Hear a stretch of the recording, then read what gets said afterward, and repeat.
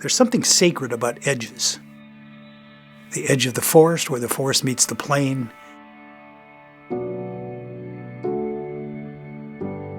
And where the land meets the water. And where the land meets the water. And where the land meets the water. And where the land meets the water.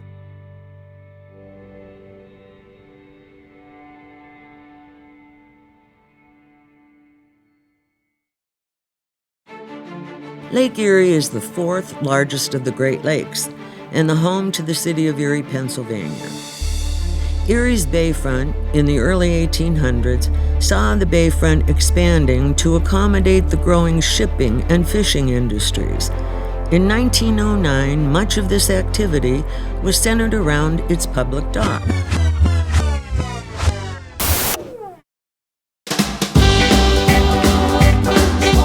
Well, I was 16 years old, and I was so excited I was going to go for my driver's test.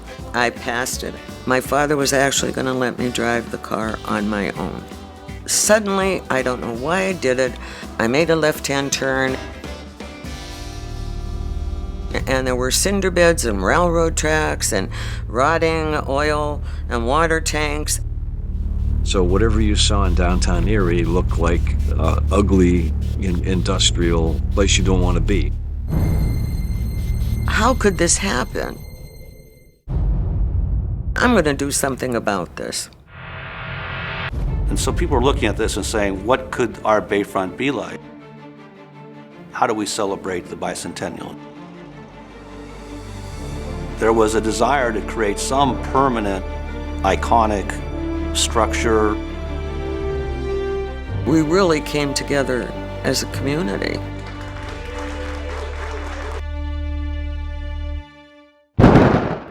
Now it's an iconic symbol of Erie. You see that image everywhere. The tower has become a symbol. The tower has become a landmark.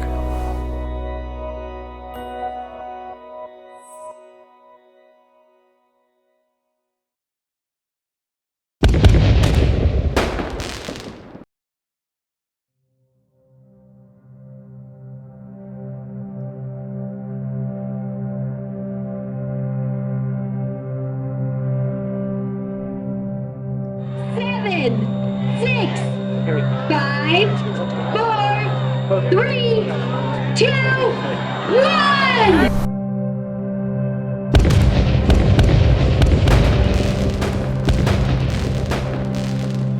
It's the 4th of July in Erie, Pennsylvania, 2022.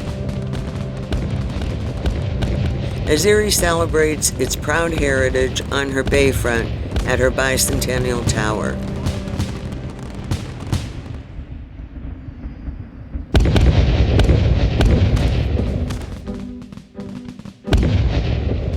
The tower rises next to Erie's marvelous library and her unique maritime museum, where Pennsylvania's flagship Brig Niagara is birthed.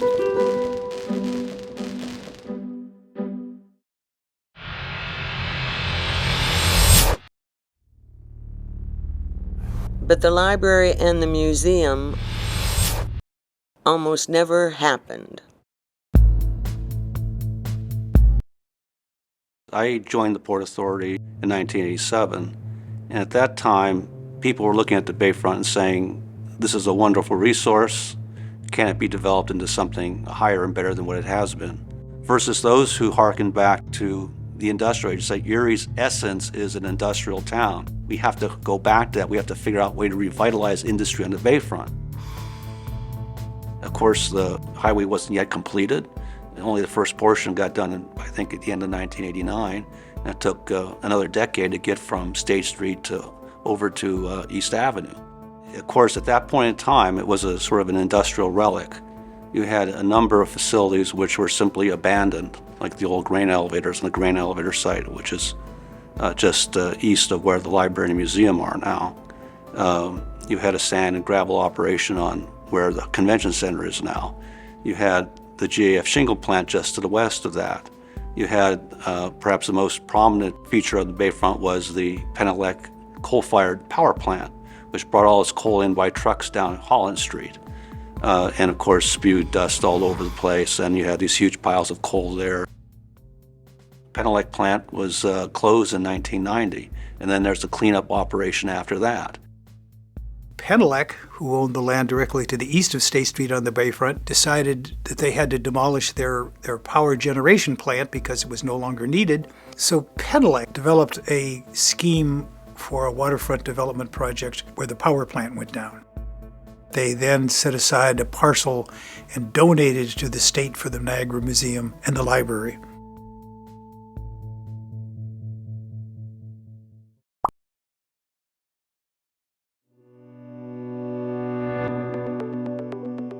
The donation of the power plant led to further development on the bayfront.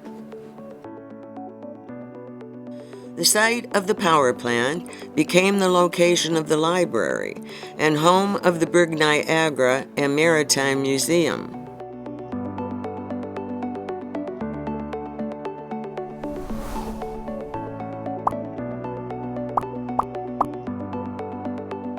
The site of Perry Shipbuilding Company became the location of the Niagara Pier condos.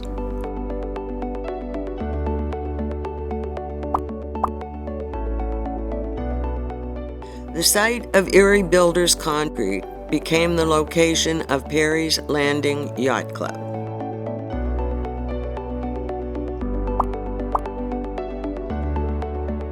The site of the Erie Sand and Gravel business became Liberty Park.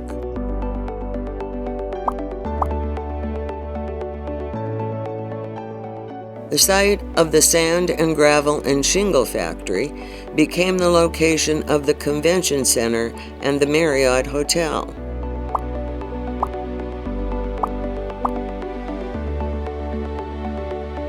The West Basin Dock became the Sheridan Hotel and its parking garage.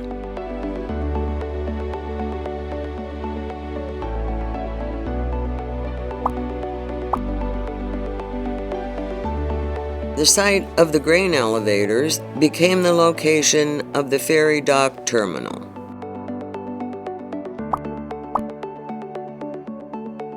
And oh boy, there was a lot of resistance. There were a lot of great ideas, but a lot of it was an uphill battle. There was a lot of resistance to the library, the museum. There was a lot of negative criticism. A lot of people thought that it was the dumbest idea in the world, and it's hard to remember with how beloved they become. You can't remember how much animosity and resistance in the beginning and how hard we had to sell these ideas to the community. And it happens that the library was open the same year that the Bicentennial Tower was open, but it was actually a far more controversial issue. And at that time, there was a lot of tension between people who had one view versus the other. The county council and the county executive put out a request for proposals. You know, the library, where would you want it? No consensus emerged as to where to put the library. The county executive came back to us and said, what about the bayfront, but in conjunction with what's happening with the Penelec facility that's being renovated and eventually became the museum. And it wound up there. That's how we ultimately got to that compromise. I think it was a 4-3 vote on county council. And there was a petition drive started up by city council person Mario Bagnoni to put that on a ballot and prevent it from going down. And if it had gone to ballot, it would never have happened. It would never have happened. It would never have happened. Never have happened. Never have happened. Never have happened. I remember all sorts of claims about the books will get moldy down there and things like that, and people won't go down there and that sort of thing. Of course, it's been a fabulous success. You know, some would say, well, Erie will never be a tourist center. We're never going to attract people here. Those types of things don't belong here. Where others had a different vision of the community, moving on beyond where it had been to something different. And that was a debate, and no one had proof positive that they were right. It was really your judgment and your opinion as to what could be. And it was sort of like, it reminded me of what Robert F. Kennedy said when he was running for president in 1968. Some people see things as they are and ask why. I see things as they could be and ask why not.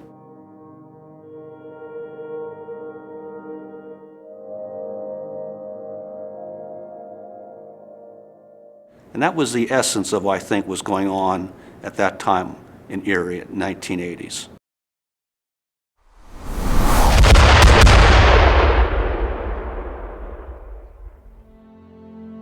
Erie, Pennsylvania's bayfront. It's the heart of the city, the place where the long mythology of Erie began. This is the place where the city was born.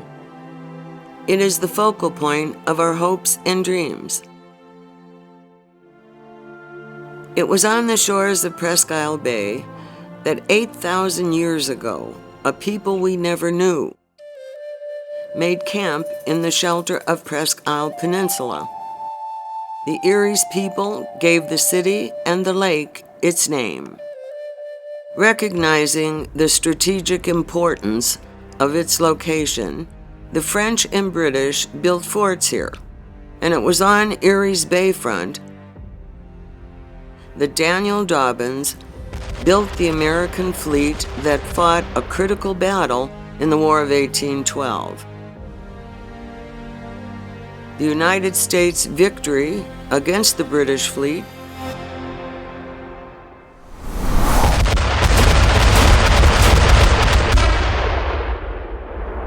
secured the future of Erie and the Great Lakes states.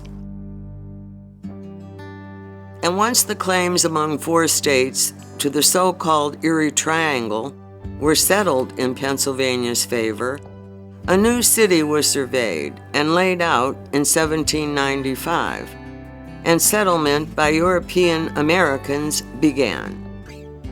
The city's fortunes boomed, fueled by the lake trade and by the opening of the Erie Extension Canal that ran from the West Canal Basin along what is now Millionaire's Row, linking the Port of Erie to the Ohio River and Pittsburgh, which was then the western frontier of the United States. The Reeds built 3 piers down there. Before they were done, there were 4. The city that was noticing that the Reeds had a monopoly, in 1833, they ran State Street all the way out to where the public dock starts. And when they did that, then they built the 2 extensions that go to the left and right and form those basins. The public dock didn't show up until 1909. It was given to the city and named the Public Steamboat Landing. It was formally dedicated on June 24, 1909.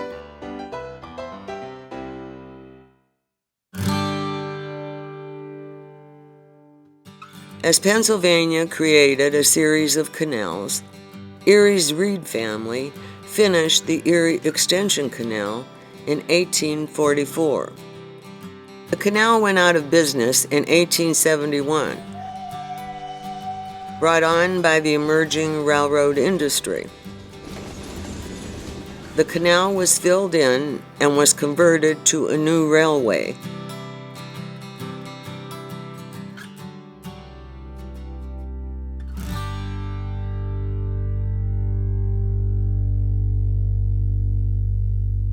The canal was successful, but short-lived.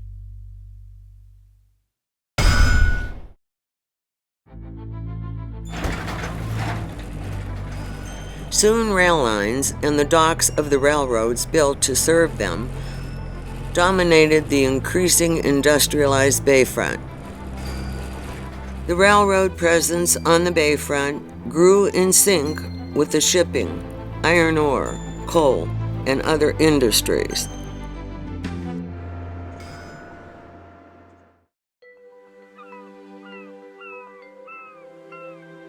And one of the biggest industries on the bayfront was commercial fishing. Well, we were once called the freshwater fishing capital of the world. Lake Erie probably has about 17 or 18% of the water in the Great Lakes, but more like 75 or 80% of the fish. We have 10% of the water, 90% of the fish. There was Cisco here. That was the second most popular game fish.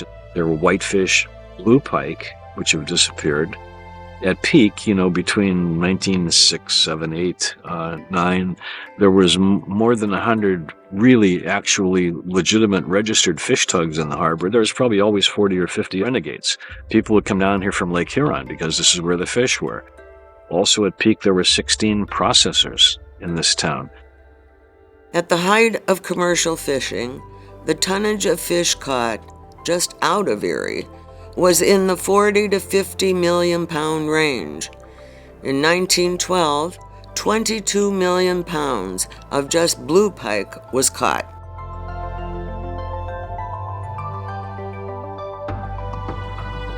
They were gluttons, they were uncontrolled, and they were using technology that kept getting better and better and better. The catch just eroded. They would go out and catch, a ton of fish. Next year be half a ton and a quarter of a ton. And one by one, species disappeared. By 1963, there were no commercial harvest of blue pike, and many declared blue pike extinct.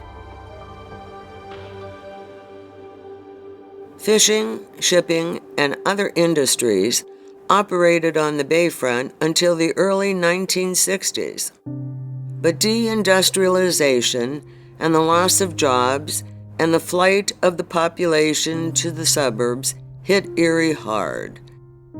And in the 1980s, the bayfront, its docks quiet, its factories abandoned, was almost forgotten. Erie was in the midst of a civic identity crisis. Even Erie citizens referred to Erie as the mistake on the lake.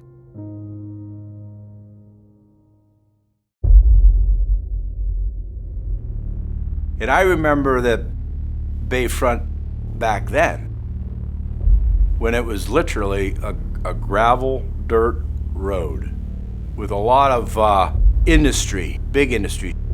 Perry Shipbuilding was there. There's oil and gas tanks up on a hill. Industries, hammer mill, and discharge right into the lake or bay. There were cinder beds and railroad tracks. No public access. Rotting oil tanks. Fenced off. Dead fish, dirty as hell. Ugly. How could this look so bad?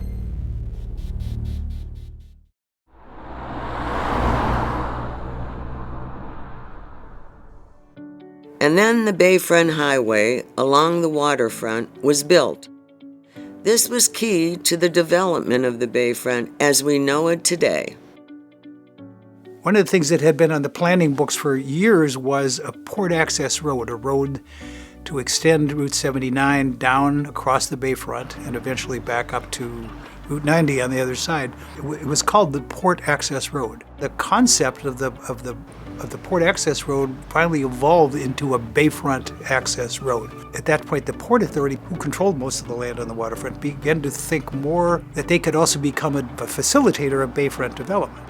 In 1980, the three piers that became Perry's Landing, one was a shipbuilding, one was the sand and gravel business, one was oil and gas imported from United Refineries. So there was not a paved road. You could drive along the railroad tracks. There were railroad tracks. There was piles of coal. It was fenced off, ugly. My firm had a thirst to try to get involved in waterfront projects. We were able to acquire some land, Perry's Landing, and began to develop plans for a waterfront development which involved housing and yacht club and related stuff. At that point, the Port Authority began to think that they could also become a facilitator of bayfront development. Perry's Landing began to develop, and we designed condos and began to sell condos. We developed another yacht club, a little tower there. And so there was some momentum, and the city began to see that the bayfront was a major amenity.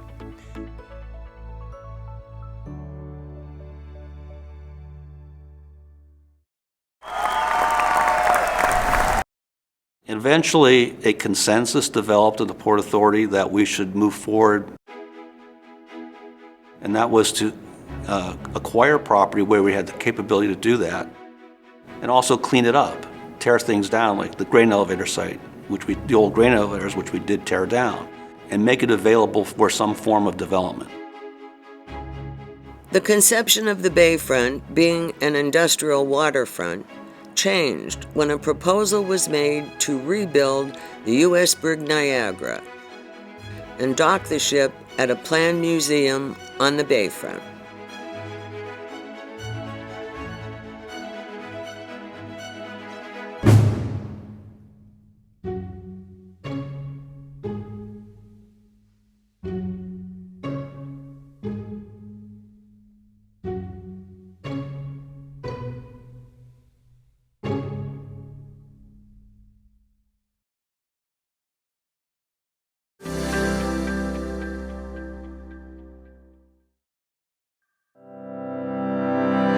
As the city approached the 200th anniversary of its founding, civic leaders looked to Erie's past for guidance from the 1895 centennial celebrations. Erie citizens celebrated its 100th anniversary with parades, archways, and other commemorative structures. And the old public library on South Park Row was built and dedicated to future Erie citizens.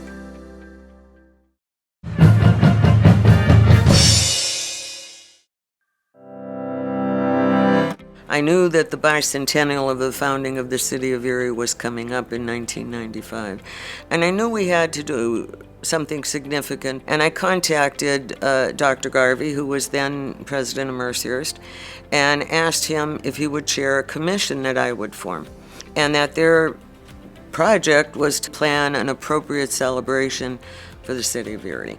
And of course, the legacy gift of it all is what we now know as the Bicentennial Tower. Like the centennial, the bicentennial celebration assembled a massive parade on West 12th Street. Erie's own Tom Ridge, who was governor at the time, was the Grand Marshal. The centennial celebration gave us the Erie Library. The bicentennial celebration hoped to produce a more dynamic structure.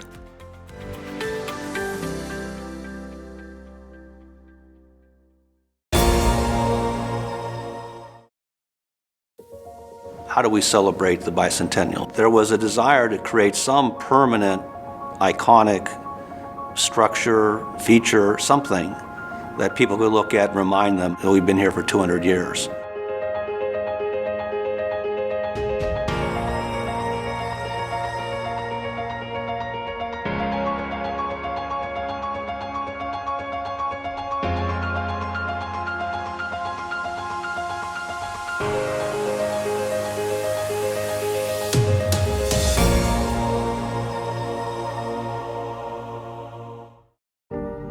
You know, Dobbins Landing is an iconic place. You know, it used to be called the public dock. So it was something that was at the center of Erie. It was something that was focused on the bayfront. We hired Weber Murphy Fox. Eventually we came up with a design, and the Port Authority financed it. It was about a $2 million project.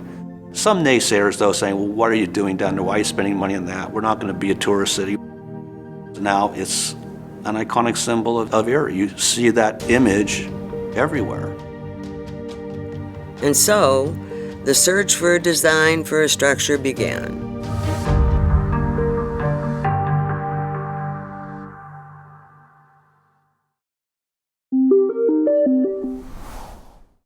So we did a very detailed study on all the use patterns and designed three schemes, three different ways. One of them was a tower.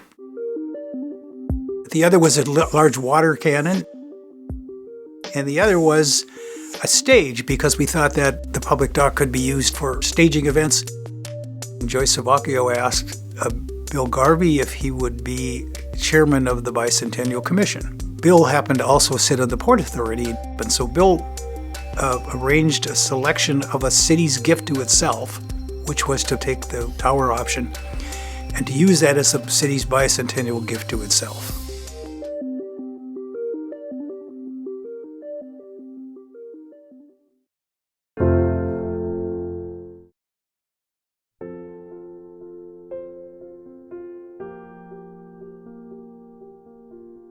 public dock was the most homely and most beloved piece of real estate in Erie, and one of the very few places in Erie where people could get to the bayfront.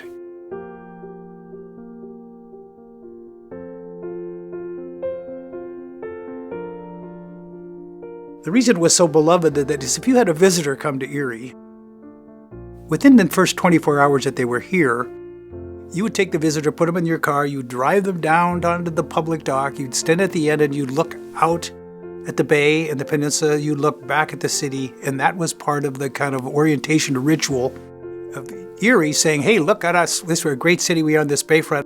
Pre-existing, there was a steel structure, a T-shaped steel structure on the public dock. I decided that we needed to keep that, let the tower seem to grow out of that existing structure. I designed the tower to emphasize its verticality. So one of the ways to do that was to create a steel structure, and then you see through the structure into the white shaft, and it makes it seem taller and slenderer than it actually is. Our concept always was that the tower would be a terminus of the city's main axis, which is State Street. So you can drive from 41st and State all the way down through the city and end up in the public dock. And the tower was then going to put a punctuation spot, a focal point. We were also aware that the tower would be a focal point for boaters entering Presque Isle Bay through the channel. It would be an identifier, oh, this is the center of the city, this is my target. And that one of the things that the traditional use of the public dock was to allow Erie and its visitors to come to the bay, look out across the bay, and look back at the city.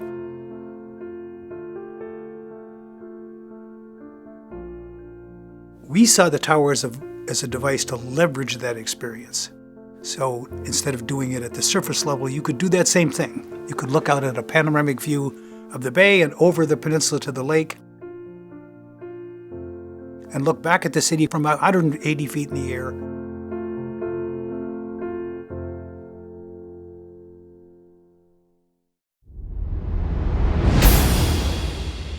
We were awarded a Erie Water Authority project maybe a year prior to the tower being awarded. We learned the difficulty with the non-structural fill on the bayfront.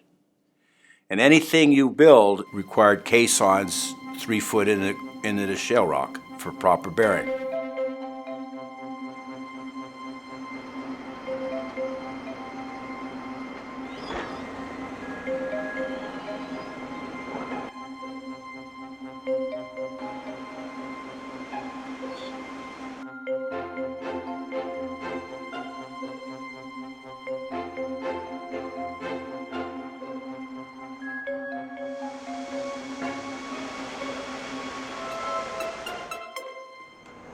The structure of the public dock is a bunch of railroad ties sitting on the bottom of the bay, filled with rocks, and then with some paving over the top of it. If the whole public dock blew away under an enormous storm, the tower would still sit there because it doesn't sit on the dock. The tower sits on a bunch of caissons. Thank goodness shale rock's only like 25 foot below grade elevation, so it's not very deep.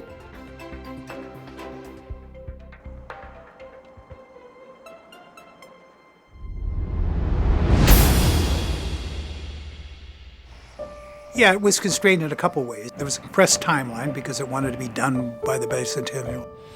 The time frame, the project really was not a desirable time to bid a project of that consequence. And the budget was very constrained. It was $3 million. In addition, there was liquidated damages. So if you were over by a day, you were fined probably like $1,000 a day.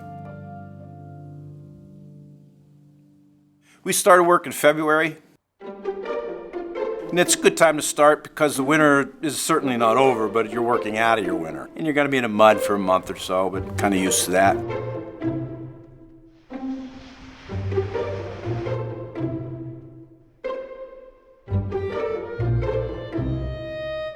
So we were able to get the concrete in the ground early part of the year, more desirable working out of the winter.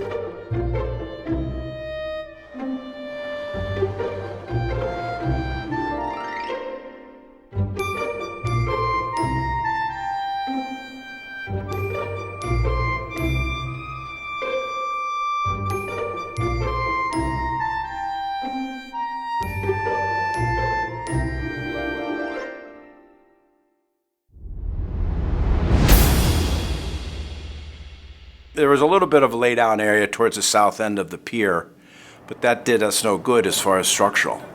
You'd had to get right next to the tower. Usually a structural frame like that is erected in pieces.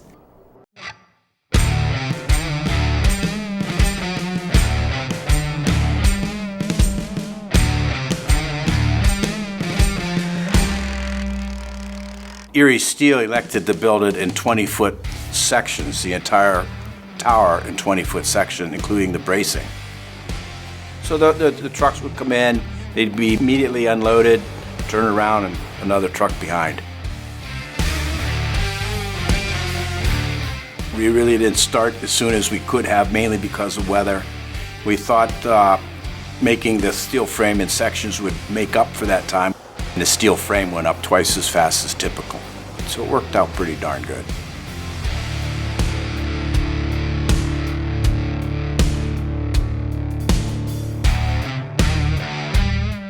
The fabrication needed to be sequenced in accordance with the erection from the bottom up. So you couldn't have a section of tower 2/3 the way up delivered when you're only on the first 20 foot or so. So you need to make sure that it was fabricated, sent to the painter, and delivered to the job site in a timely fashion per sequence.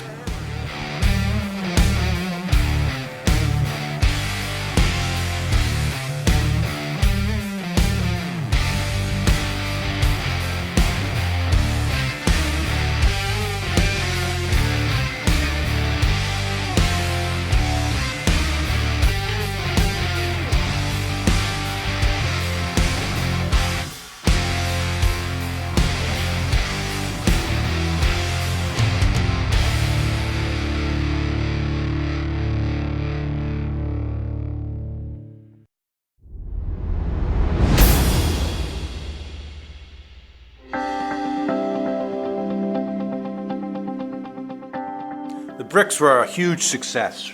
The community needed to get involved, and I think it was Dr. Garvey that came up with the idea about buying up bricks and dedicating it to whoever you wanted for a nominal fee. And I think the bricks sold out inside the tower in a matter of a few days. And then they went outside and they started selling bricks around the pier itself.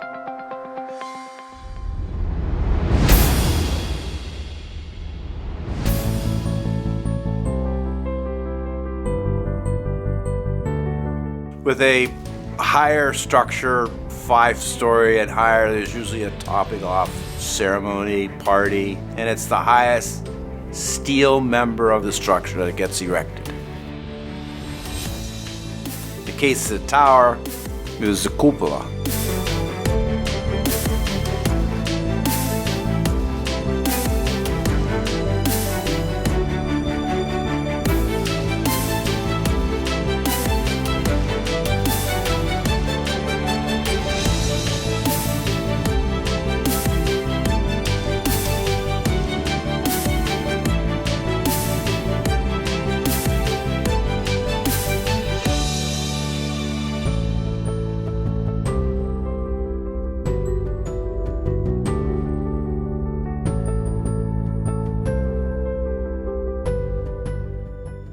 You know, sometimes things don't fit. Then you have to bring it back down and revise it, but it fit.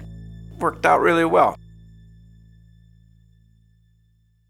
I don't think we had much of a party. We still weren't done.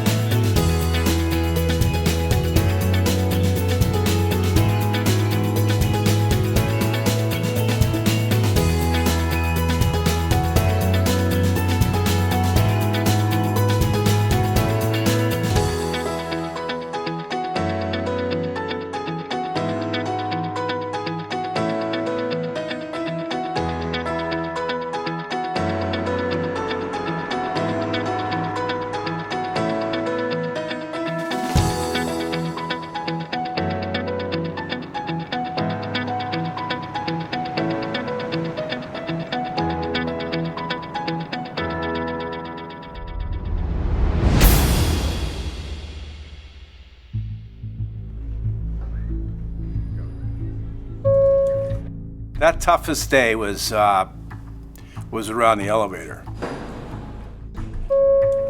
There was a problem with the delivery of the elevator. And without an elevator, you can't open the structure. You can't get occupancy. We finally got the delivery. It was late. And then the elevator union workers, they only work so many hours a day, so many days a week, and it doesn't matter if you're behind or not. So we were underneath the gun to get the elevator installed, inspected by the state, not the city, and get occupancy permit before that critical completion date where damages start to take effect.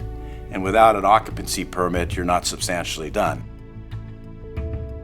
The time capsule was installed, I believe, 2 weeks after the dedication in October '96.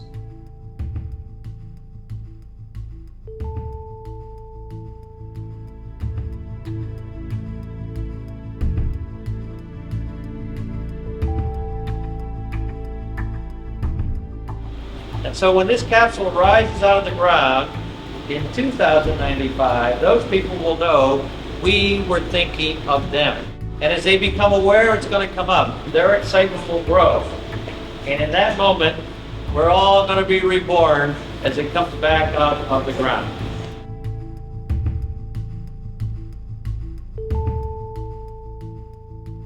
We completed the project within time, but it was pretty darn close.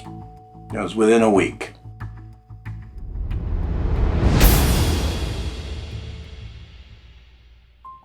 Mid-November 1995. Shop drawing process, December of 1995. Steel fabrication from December 95 through March of 96. Steel erection from April of 96 through the end of summer of 96. The actual dedication and ribbon cutting ceremony was October 1996. The time capsule was installed, I believe, 2 weeks after the dedication, November of '96. Completion, November of '96.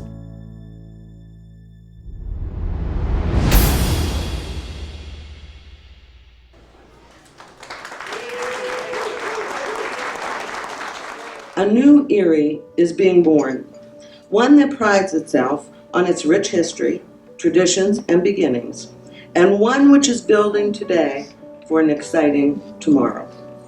Nowhere is this more evident than on the waterfront and its environments, where our city began 200 years ago. This tower, as it rises from water's edge, is an expression of the new Erie that has found its beginnings and rebirth on our bayfront. To look around the panoramic vista the tower provides is to look at Erie today, but more importantly, to be able to see for years ahead what Erie is becoming. Today, we come together to dedicate a new landmark, a new physical expression of a new Erie.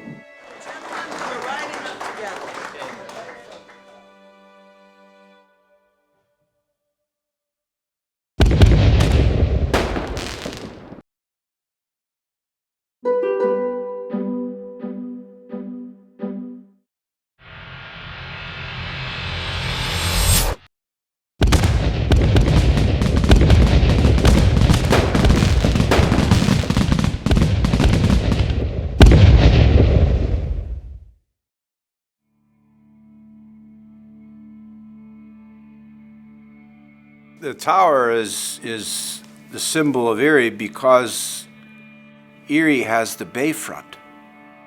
And I would say that the Perry Monument was a very strong symbol of Erie prior to the tower. And it's obvious to me that that symbol should be tied to the bayfront. And it's not a building, it's not a business, it's a structure that the public can honor and look at whenever they want. Erie has a lot to offer, and the most it has to offer, the number one ingredient, is the bayfront. Not the lakefront, but the bayfront. How many cities in the Great Lakes have a bay? So I think it's important that a symbol of Erie is on the bayfront, and the tower is that symbol. In 1895, an individual stood where I'm standing today and said that when that far-off day in 1995 comes, we want the citizens of Erie to know that we were thinking of them. So it was natural that when Tom Doolan chaired the committee, and that committee looked for a proper fitting memorial, they came ultimately to the bayfront and envisioned a tower. So when the mayor cuts the ribbon of this tower today, let's think of it as an invitation. An invitation to fellow Pennsylvanians and visitors from around the world to come and visit Erie. Enjoy our people, enjoy our neighborhoods, enjoy our sites, enjoy our history, enjoy the natural treasures that we've been blessed with. Because from Erie, those of us who live here, whether you're on a tower or not, we know that the view from Erie, Pennsylvania is nothing short of spectacular. So it's fitting that in looking to the future, we find the past. It is fitting that the Bicentennial Tower will take its place in Erie history as a landmark of this community. The identity and spirit of a community and its people, as well as its heritage and its future, finds its expression most often in physical landmarks. Our community has such landmarks that attest to who and what we have been, are, and will be as a city.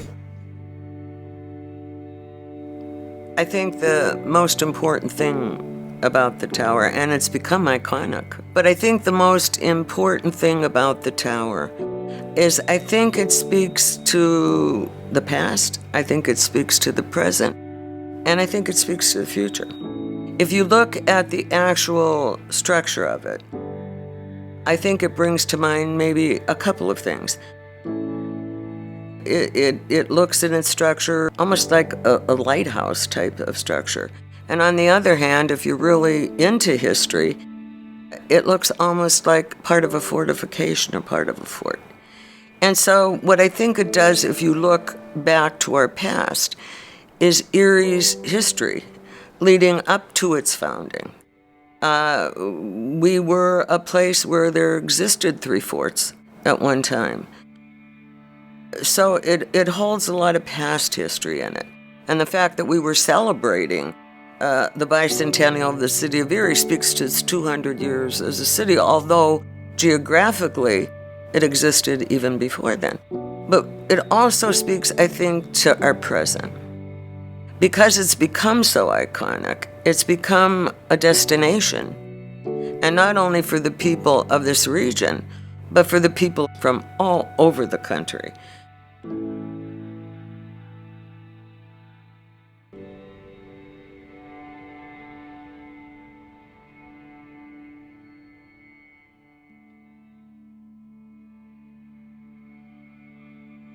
There's something sacred about edges. The edge of the forest, where the forest meets the plain,